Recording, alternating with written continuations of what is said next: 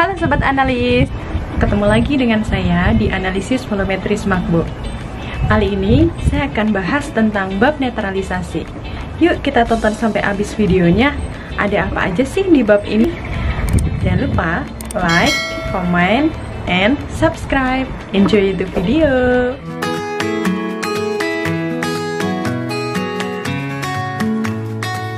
Hari ini kita akan bahas satu bab terbaru, yaitu netralisasi.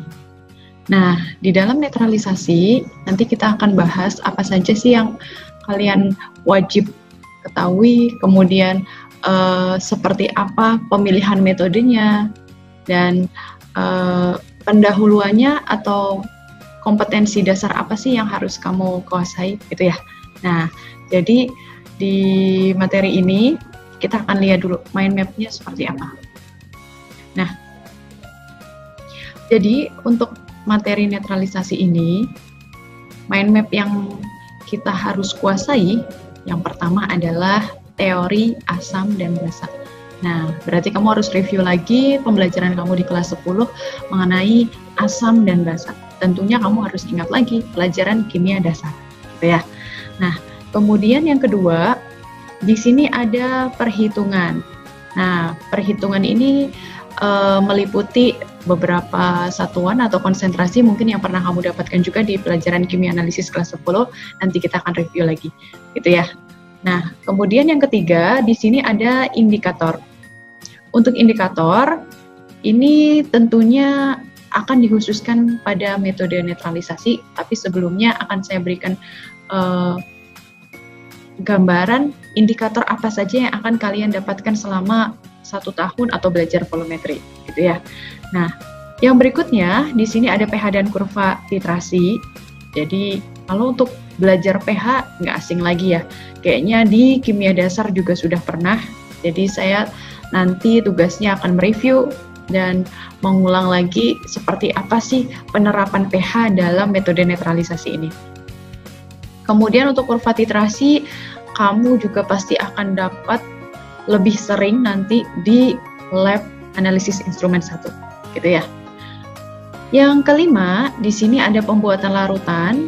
Nah, pembuatan larutan nanti kita khususkan untuk yang bahan baku sekunder, sedangkan untuk yang bahan baku primernya biasanya akan include ketika kamu praktek di lab volumetri untuk membuat BPP atau titrat, begitu ya. Nah, dan ini penetapan-penetapan apa saja yang akan dipelajari di bab netralisasi ini, kita juga akan bahas sedikit. Oke, yang berikutnya. Nah, jadi kita akan review dulu tentang materi teori asam dan basa. Kalau kamu masih ingat, pelajaran apa yuk yang bahas tentang teori asam dan basa, gitu ya. Nah, terus ada berapa sih teori asam dan basa yang sudah pernah kamu pelajari di kelas 10? Nah, nanti coba di komen juga ya, pelajaran apa sih kamu pernah mendapat teori asam dan basa, gitu ya. Nah, terus kalau dulu kamu pernah dapat di kelas 10, pasti kamu tanya kan, buat apa sih kita belajar ini, gitu ya. Ternyata ada hubungannya. Jadi, ketika kamu belajar di kimia dasar, entah kimia dasar 1 atau kimia dasar 2, nah, kaitannya itu adalah dengan materi di kelas 11. Jadi, ada kompetensi-kompetensi tertentu yang kamu harus kuasai dulu, baru kamu bisa mempelajari materi yang lain. Jadi, kalau dulu pernah remet di KD1, KD2 gitu ya. Nah, terus berarti kamu udah mendalami dong, semakin paham gitu ya. Nah, jadi kalau misalkan nanti saya tanya lagi teori asam dan basa itu ada berapa, coba nanti dibuka lagi, mungkin yang masih punya catatan di kelas 10 gitu ya, sambil dicek kembali, ada 3 teori asam dan basa. Nah, 3 itu apa saja? Yang pertama tentu saja dari Arrhenius. Nah, nanti kalau yang belum tahu Arrhenius itu seperti apa, nanti dicek ya, di sebelah nih ada fotonya kakek Arrhenius gitu ya.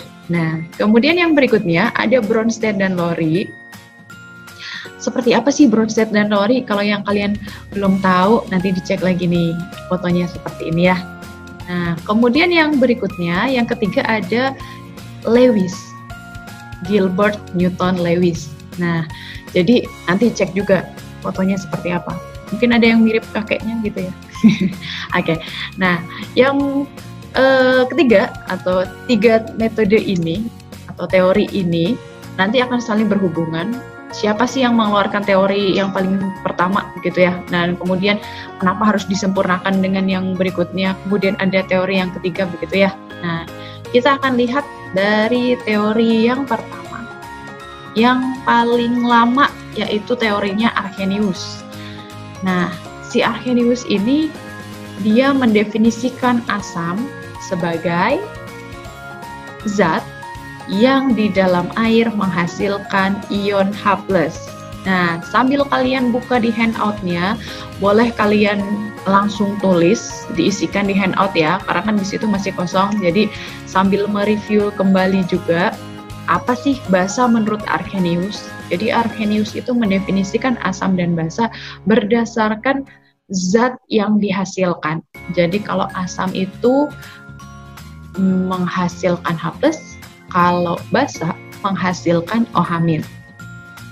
Oke, terus teori Arrhenius ini adalah teori yang paling lama. Jadi tahun 1884 ya. Definisi ini ya hampir berapa puluh tahun gitu ya, tetap diterima oleh sebagian kalangan gitu ya. Nah, tapi nanti kamu bisa lihat contohnya, mana sih asam yang disebut sebagai, manakah senyawa yang disebut sebagai asam dan basa gitu ya. Nah, nanti saya akan contohkan pada video berikutnya. Berikut akan saya berikan contoh senyawa asam dan basa menurut Arrhenius. Saya contohkan 2 senyawa. Yang pertama ada HCl. Ketika dia di dalam air, maka akan terurai menjadi ion H+, dan ion Cl-. Nah, senyawa yang kedua, saya akan berikan contoh NaOH. Ketika NaOH terurai di dalam air, maka dia akan menjadi ion Na+ ditambah dengan ion OH-. Betul. Nah, manakah yang kita sebut sebagai asam, manakah yang kita sebut sebagai basa? Dilihat dari zat yang dihasilkan. Ketika HCl menghasilkan H+, maka dia disebut sebagai asam, sedangkan NaOH ketika menghasilkan OH-, maka dia disebut sebagai basa. Nah, di contoh tadi, begitu ya, kalian bisa lihat kira-kira apa sih kelemahan dari teori Arrhenius? Nanti bisa kamu komen juga di bawah gitu ya. Apa sih kelemahan dari teori Arrhenius? Kenapa muncul teori yang kedua dari Bronsted dan Lowry gitu ya. Nah, kira-kira kalau Bronsted dan Lowry mendefinisikan asam itu apa? Asam adalah zat yang dapat mendonorkan proton atau H+. Sedangkan basa adalah zat yang dapat menerima proton atau H+. Jadi Bronsted dan Lowry lebih luas lagi mendefinisikan asam dan basa. Tapi patokannya adalah adanya ion H+ atau proton. Gitu ya. Nah, contohnya nanti kita bisa cek di link berikutnya. Akan jelaskan tentang contoh asam dan basa menurut Bronsted dan Lowry. Ketika saya punya senyawa HCl dan terdisosiasi di dalam air, dia akan melepaskan H+ dan Cl-. Nah, karena HCl di sini dapat mendonorkan proton, maka dia disebut sebagai asam. Sedangkan Cl- disebut sebagai basa konjugasi. Contoh yang kedua, ketika kita punya senyawa NH3 dan dia dapat menerima H+, kemudian membentuk senyawa NH4+, dia dapat menerima proton atau akseptor proton, maka NH3 disebut sebagai basa dan NH14 disebut sebagai asam konjugasi. Lalu apa sih kelemahan dari Bronsted dan Lowry? Komen di bawah ya. Nah, menurut Lewis, asam didefinisikan sebagai zat yang dapat menjadi akseptor PEB. Ingat lagi apa itu PEB? PEB adalah pasangan elektron bebas. Kemudian, basanya apa? Basa adalah zat yang dapat menjadi donor PEB. Nah, jadi pengertian Bronsted dan Lowry ini hampir mirip dengan Lewis, begitu ya. Tapi kamu harus bisa mengingat apa sih bedanya. Nah, kalau dalam Bronsted dan Lowry, si asam tadi adalah donor proton. Kalau menurut Lewis, asam adalah akseptor PEB. Sedangkan basa, kalau menurut Bronsted dan Lowry adalah akseptor proton, kalau di dalam Lewis dia adalah donor PEB. Nanti bisa dicek juga contoh senyawanya seperti apa. Saya akan berikan contoh untuk asam dan basa menurut Lewis. Menurut Lewis, contohnya di sini BF3 ketika dia dapat menerima pasangan elektron bebas menjadi BF4, maka dia disebut sebagai senyawa asam. Kemudian NH3 ketika dia dapat mendonorkan pasangan elektron bebas dan membentuk NH4+, maka dia disebut sebagai basa.